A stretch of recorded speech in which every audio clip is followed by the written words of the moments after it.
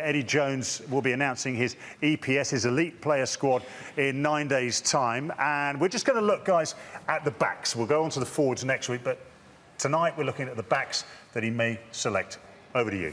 Well, as you can see, Ugo's already picked Danny Care, his best man at his wedding next year. He's the godfather to Danny's son, so Danny Care's already picked for him. I have to disagree with you here, though, Ugo. He's been brilliant for me. He's really kind of enjoyed his leadership role at Harlequins, and this is the very reason why I picked Danny as my England 9. His just ability just to really change a game in a heartbeat. This is poor defending from Bath, but for me, he can be the catalyst. He can really touch that light paper. Outstanding in terms of his running line, scored a boatload of tries this season for Harlequins, really reborn, as well as his game management as well. Yeah, well, you're wrong, but I would pick Youngs, actually, because as we saw in all those shots, Danny was playing in sunshine and great weather. We know the Six Nations is very rarely like that. I think Youngs has got a better all-round game. His quick tap game is excellent. His ability to score tries, as we saw against Munster earlier on in the year, where he attacks the fringes really well.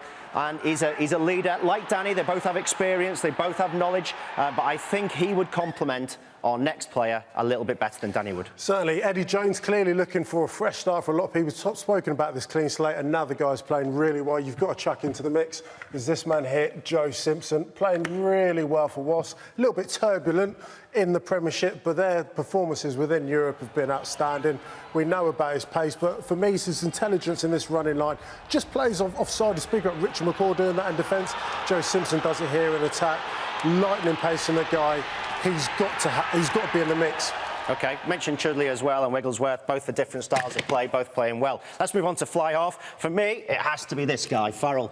He's the best 10 in the league, he's the best 10 in Europe, he's playing brilliant rugby, and I include Carter in that as well. He has to be the starting 10. Let's not mess around with his position. Yeah, I agree. I think he has been the best 10 in the Premiership, but I think they may have to sacrifice his brilliance at 10 for the combinations at 10 and 12. I would go for forward at 10.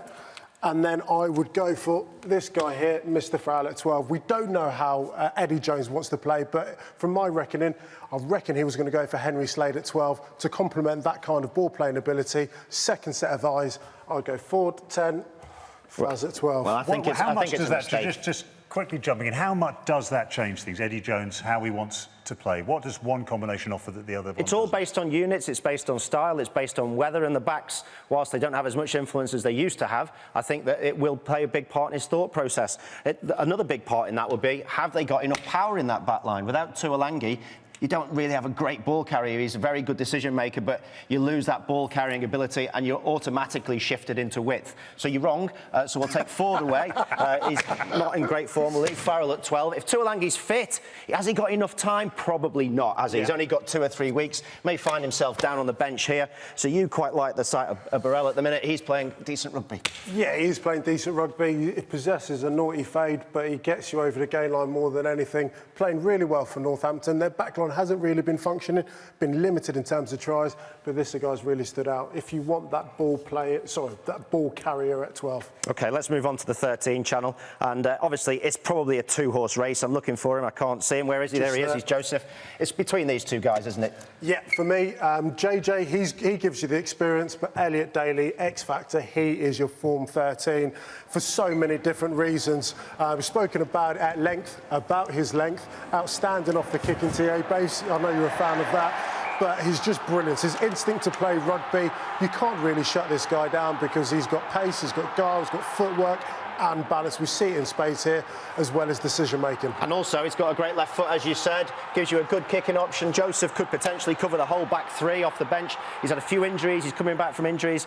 He's got better form to come out of him, so there are centres. Do you think Daly, we've seen a resurgence in Daly because he knows there's been a change in the England setup, he now has a real chance? Yeah, well, I think for the last couple of years he has actually played really well, but he probably didn't have the belief that regardless of how well he played, he'd get a chance. Now Eddie Jones has come in, the first thing he said, clean slate for everyone, and if that's the case, he's got to be given a chance. Let's move on to quickly now, because the most difficult positions, I think, to pick, the back 3. Yeah. Because these are, most people think it's about your speed, it's about your ability to beat players. Yes, that's important, but how good you are in the air, what your positional players like, is crucial in the Six Nations because there's an awful lot of kicking. So for me, on the right wing, and this may be a surprise to a lot of people, I am going to go for Chris Ashton. He's got the wrong number on, but let's stick him on the right wing because that's where he plays. He's a proven finisher, he's got experience, and most importantly, he's a winger.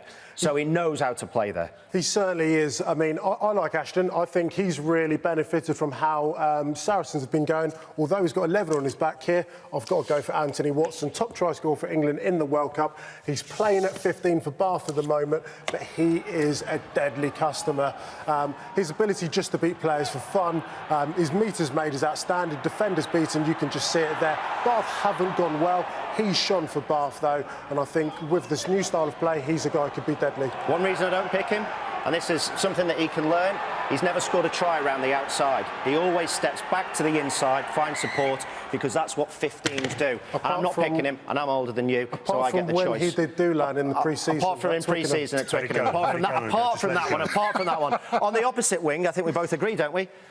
Work rate, guy works on the inside of the ball, fantastic guy. There's some arguments down here. I think Addison's having a great season, May's out, but this guy's work rate, again, he knows what he's doing, he's strong over the ball.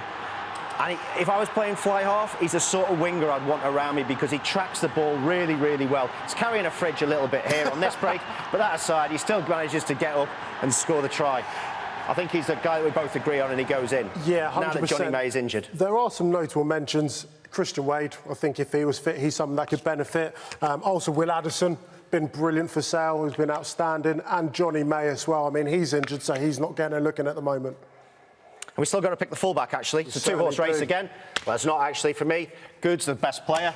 He should be in the team. I know you want to pick your best mate, Brown. I know he's your best man at your wedding. But he's the guy I think's got to be in the team because the way he creates for guys on the outside. If we're going to pick Ashton, you need this guy in the team because Ashton will sniff out tries that this guy creates and it gives you another 10, another kicking option and a good brain. Yeah, no, outstanding. Mike Brown been England's probably most outstanding back for the last 3 years. However, Alex Good has been putting in a hell of a shift this year. He's been playing brilliantly for Saracens. Also, you can't forget, I mean, we talk about potential players or potential stars, maybe not for this Six Nations, but Mike Healey up at Sale, been outstanding. Top metres made, defenders beaten.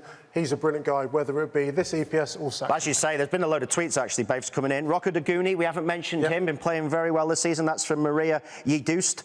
We've got Chris Pennell, doesn't get a mention. Andy Good, the new look Andy Good, potentially could be in the squad.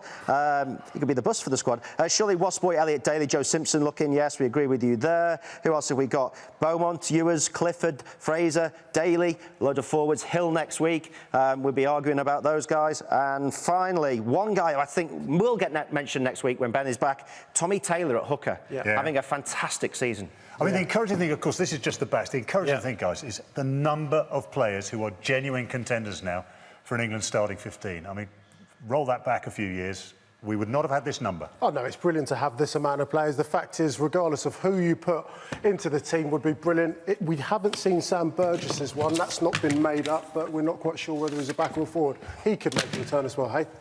So, Eddie, if you're watching at home, I'm sure you are, because you've been watching a lot of rugby recently, there's our team for you. Great stuff. And next week, we'll be discussing the forwards, and we will not need to use this step. Excellent. Well done. How are your legs on there? Good step Reebok workout for you.